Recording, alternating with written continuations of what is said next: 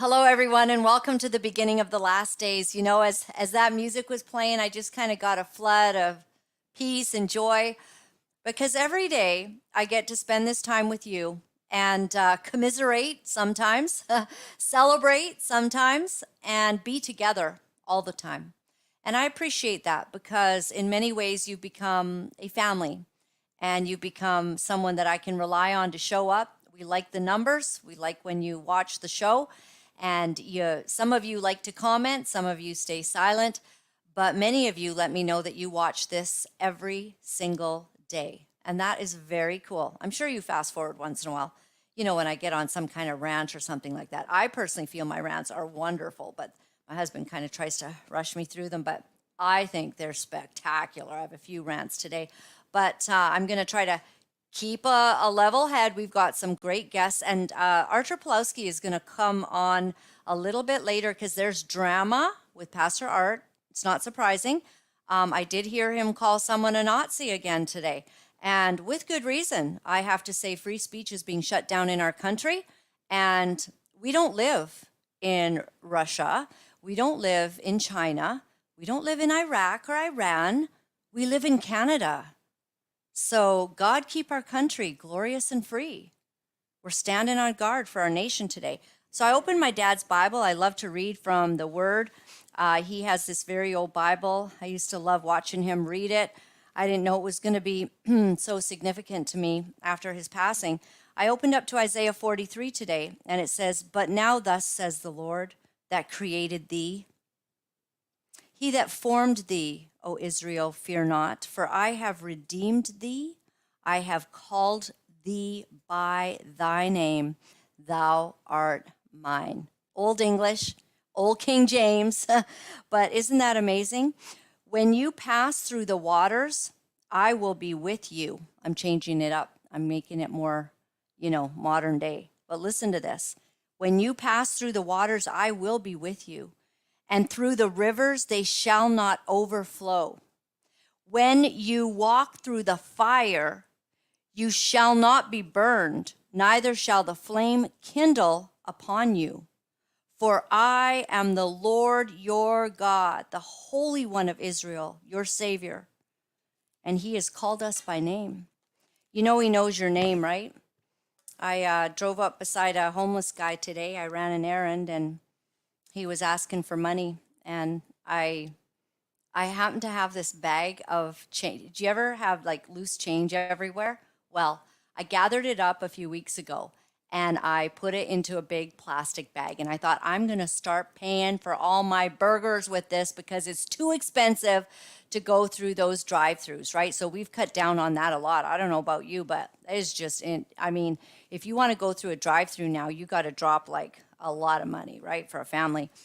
So I started carrying around this cash. So here's this guy. You know how sometimes you go, "Oh, should I wish I could find change," and you can never find change. I had this huge bag.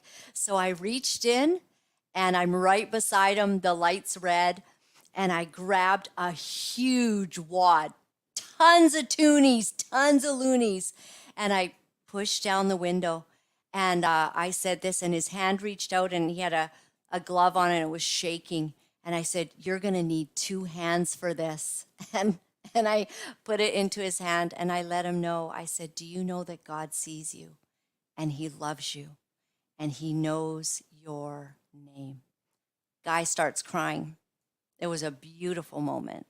I pray that the Lord helps this man find his way out of his disaster. And I told him that. I want to thank somebody, Jim, I think it's Whitveen, and you sent me your book, "How in the World Did We Get Here?" Thank you for sending me your book. I am going to try to read that here and there when I can. Reading books is something I'm trying to do.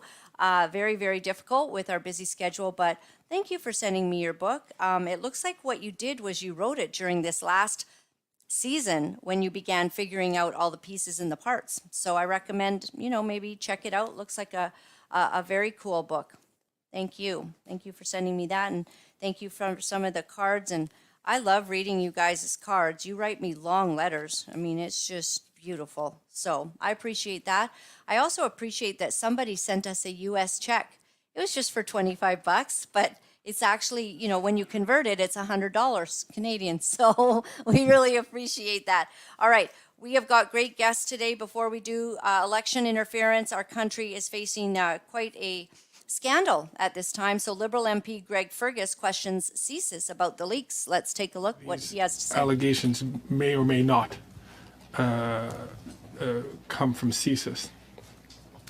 And this leads me to a sensitive question. Now, I know you can't comment about the specific case, but so let me just take this into a hypothetical range. When you see, with your knowledge of foreign interference and the different techniques which are used in foreign interference, is it possible, in your opinion, that unverified or unconfirmed leaks from secret sources that may or may not come from official sources could in itself represent a form of foreign interference? So the leaks are the problem. It's not that we found out that CSIS warned our prime minister over and over, but this guy, like your bow tie, by the way, very nice, very cute. But it's this guy basically saying, do you think the problem is not the information from the leaks, but is the problem actually the leaks? Is the problem not the people somebody's leaking? I mean, should Canadians really know that our prime minister was warned repeatedly that he should not be putting in one of the MPs that got voted in because they found so much evidence that there is collusion with China? No, that's not important. It's all about, are the leaks the problem? Okay, wow. So RCMP's top brass, Michael Duhaime, confirms that the Liberals kept them in the dark about the findings of CSIS on foreign interference. Take a look. Mr. Vigneault, Ms. Thomas said that CSIS was informed a number of complaints regarding foreign interference in 2019-21. Can you confirm that, or rather to the RCMP? No, it's very rare that information would be sent to us. Do you have any information that any information was provided from ministers' offices and others? No. Any information that we would have would involve the site committee. Can you talk about foreign interference by Beijing in 2019-2021? Has anything come to your office? No? Gosh, Neither to you haven't provided information either to the minister or cabinet? No. If somebody did so without going through the regular channels, I wouldn't know. Right. So they didn't know. So nobody's talking to each other. Yep. And that's how we keep having a big problem in our country because the RCMP not cooperating with CSIS. Everybody's on their own little page. And of course, the problem is truly that anyone's leaking valuable information. That's really the problem here. Okay, Trudeau is going to be legalizing drugs. I think that's just going to be fabulous. You know, everything that we've legalized has only helped our country. So legalizing drugs, saying his government is grounding ourselves in facts and data. And they are going to continue to invest in supporting people. We are going to help you get those drugs. If that supports you, if that helps you, we're going to make that more accessible. What we've done around harm reduction and safe consumption, the project that we have, that working with BC to decriminalize possession of harder drugs now.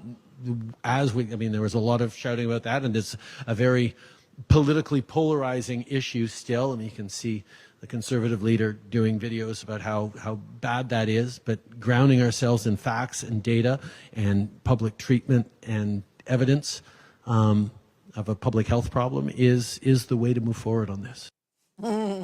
Well, I trust everything the Prime Minister says.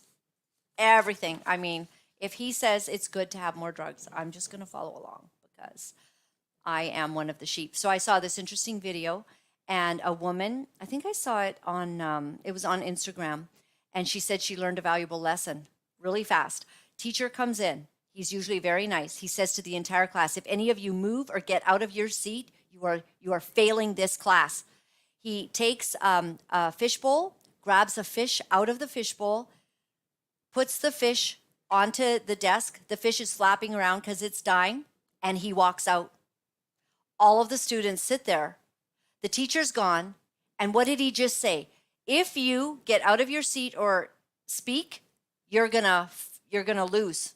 You're gonna fail this class. They all just sat there. What are we gonna do? Some of the girls, after a minute, they started crying because this is like so bad. So finally, one girl says, I don't care, gets up, gets that fish and plunks it back in the water. Teacher comes back in, and you know what he says? What's wrong with all of you? What is wrong with all of you that someone can threaten you and fearmonger you over something that's not important, and you will allow pure evil to happen?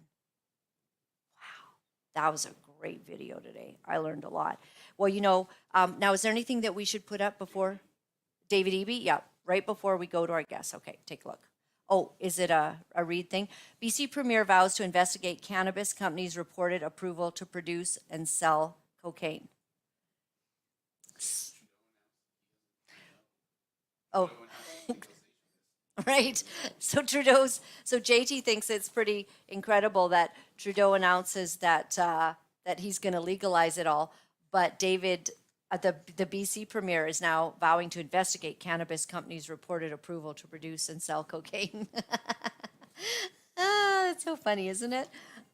I mean, it's pretty interesting. Okay, let's try to shut phones off then while we're doing our show. All right, we're going to bring on, we did have something, didn't we, on the transgender? Okay, so we can bring them on, and then well, there is an 11-year-old boy in 6th grade.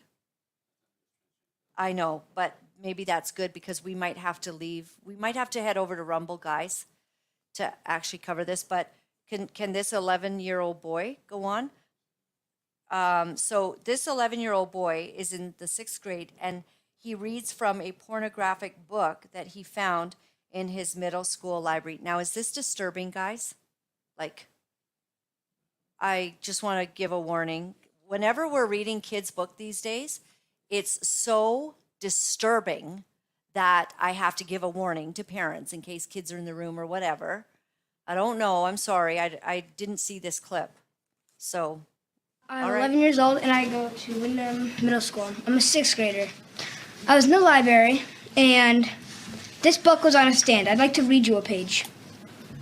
My back over my hips as I ask if we should take our clothes off.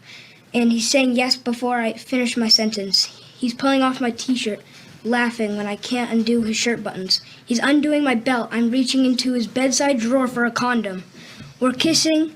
Again, we're rolling over. Obviously, you can see where this is going. I don't know if it's because we're feeling especially emotional or just tired, or these past couple of weeks have been too much.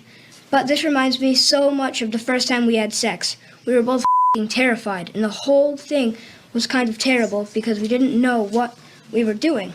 But it was good too, so good, because we were a mess of emotions, and we were scared and excited, and everything felt new. So this sort of feels like that. Nick touches me like he's scared that any minute. Now, this book was at my middle school, and it was on a stand. When I rented it out to show my dad it, the librarian asked if I wanted more and if I wanted a graphic novel version. Oh, the librarians are the sick, twisted minds behind all of this. And the sick, twisted teachers that would bring and allow books like this into your young children's schoolrooms. Is something wrong? I know some really good teachers, but some of y'all, pedophiles. Some of y'all are sick. You think it's okay that kids have this? You're disturbingly evil. And I pray God deals with you. And I pray man has justice in this regard. It's very, very bad. So I would like to invite Dr. Ann Gillies onto the show. And are we going to say goodbye? Well, let's just bring him on and say hi. And Dr. Jon Uhler. And we welcome you to the show. We're going to ask YouTube and Facebook. We've got some very sensitive content that we're going to be getting into, and we ask you to head over to Rumble. And we want to have an honest conversation about what's going on in our world. And we've got two amazing people. Dr. Ann Gillies, you are my good friend, and I appreciate all that you've done. Thank you for the sacrifice that you've made in order to tell the world the truth about what we are dealing with. And you are working now with Jon Uhler and making your way together to present fascinating data and information so that people can understand this whole thing we've gone on. I'll start with you, Mr. Uhler, because we have had Dr. Ann Gillies on so many times, so I sure would like to introduce you to the audience and have